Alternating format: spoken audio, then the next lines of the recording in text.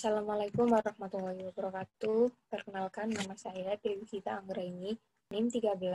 Di sini saya akan menjelaskan sedikit ide PKMK dengan judul Selai Kunyit sebagai Inovasi Pemanfaatan Produk Herbal Rumahan Kaya Nutrisi.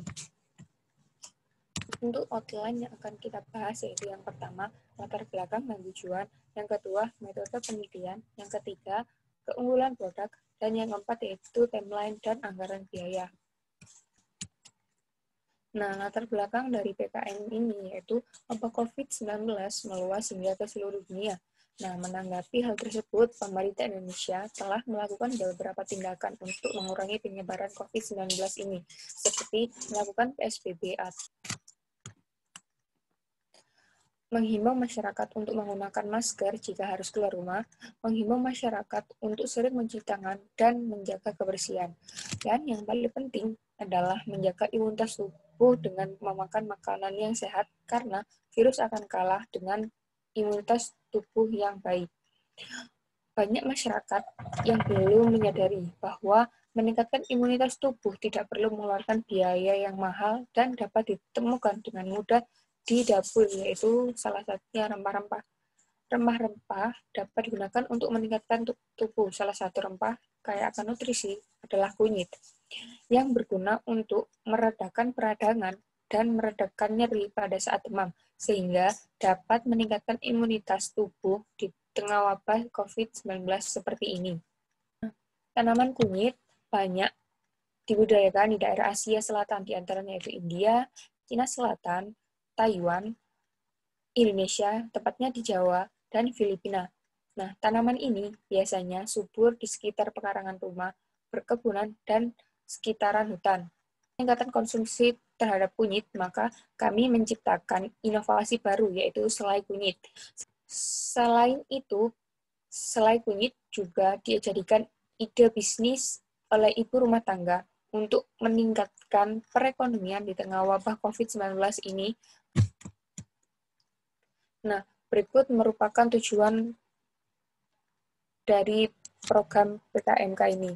Yang pertama yaitu mengetahui proses membuat selai kunyit yang baik dikonsumsi tanpa bahan pengawet, dan yang kedua yaitu melakukan pemasaran produk selai kunyit menggunakan konsep Integrated Marketing Communication.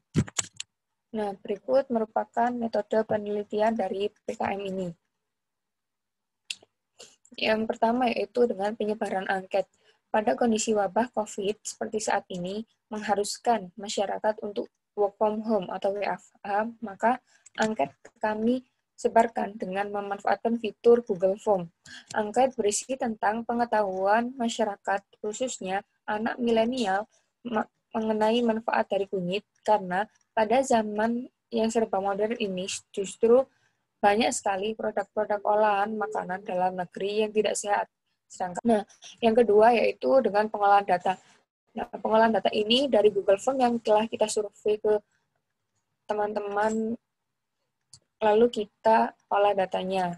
Seberapa banyak persenkah orang-orang mengetahui fungsi dari kunyit ini. Kemudian, penyusunan paket produk. Penulis melakukan perencanaan terhadap sumber daya kunyit yang melimpah dengan mengolahnya menjadi produk selai. Sebagai perencanaan awal, sumber daya kunyit yang melalui proses pemarutan dan dimasak sebagai bahan lainnya seperti gula dan kayu manis akan dibuat menjadi selai kunyit. Produk yang telah selesai dianalisa akan dipasarkan. Produk dalam tahap awal akan dipasarkan di sekitar wilayah lingkungan tempat tinggal penulis, terutama yang dirasa sedang dalam red zone, sehingga perlu untuk menjaga imunitas tubuh supaya tetap sehat. Oleh itu merupakan keunggulan dari produk selai kunyit ini. Yang pertama yaitu harga bahan baku yang murah dan mudah didapatkan.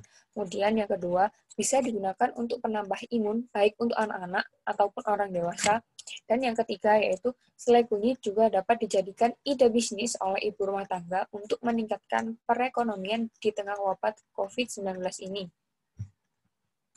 Timeline kegiatan dari PKM ini. Untuk riset pasar, yaitu penyebaran angket dan pengolahan data, dilakukan pada bulan kedua, pada minggu awal dan minggu kedua. Untuk penyusunan paket produk, dilakukan pada bulan kedua, pada minggu kedua hingga minggu terakhir. Untuk pembuatan produk, dilakukan dari minggu kedua, minggu pertama hingga minggu ketiga. Untuk analisa produk, biaya, dan produksi, dilakukan pada bulan 2 minggu akhir dan bulan 3 pada minggu awal hingga akhir. Nah, untuk pemasaran produk dilakukan mulai bulan 2 minggu akhir hingga bulan ke-5 pada minggu akhir. Selanjutnya yaitu ada evaluasi. Nah, evaluasi ini dilakukan pada bulan kedua, pada bulan 2 minggu akhir hingga bulan 3 minggu awal hingga minggu akhir, kemudian bulan keempat pada minggu awal, dan bulan kelima di minggu awal. Nah, untuk memperluas jangkauan pasar, dilakukan pada bulan kelima di minggu awal hingga minggu akhir. Nah, untuk penyusunan anggaran ini juga dilakukan bulan kelima pada minggu awal hingga minggu akhir. Nah, berikut merupakan anggaran biaya dari program PKM ini. Yang pertama yaitu peralatan penunjang.